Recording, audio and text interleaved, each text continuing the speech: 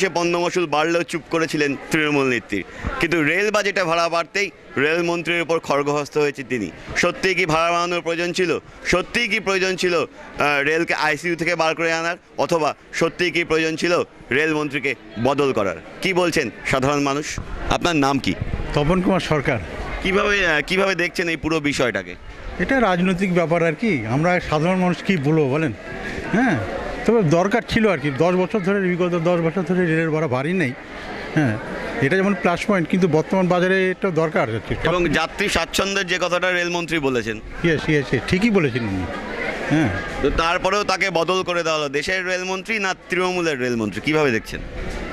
তা এখন বলতে হয় আর কি বলবো, পার্টির ব্যাপার আর কি। দেশের রেলমন্ত্রী তো নয় বটেই। আপনারা কি চাইছেন? যাত্রী সুরক্ষা এবং যাত্রী স্বাচ্ছন্দ্য এবং ভাড়া বাড়ুক।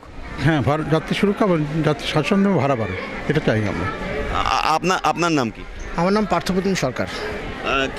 পুরো ঘটনাটা কিভাবে দেখছেন? পুরো ঘটনাটা দেখছি এইভাবে, যাত্রী ভাড়া বাড়ুক, কেননা যাত্রী ভাড়া না বাড়লে যে এই রেলের যে সমস্ত প্রকল্পগুলো আছে সেগুলো বাস্তবায়িত হবে না, প্রথম কথা। দ্বিতীয় কথা হচ্ছে যে তবে যেরকমভাবে হয়তো ভাড়া বেড়েছে সেটাকে একটুখানি বিচার বিবেচনা করা উচিত।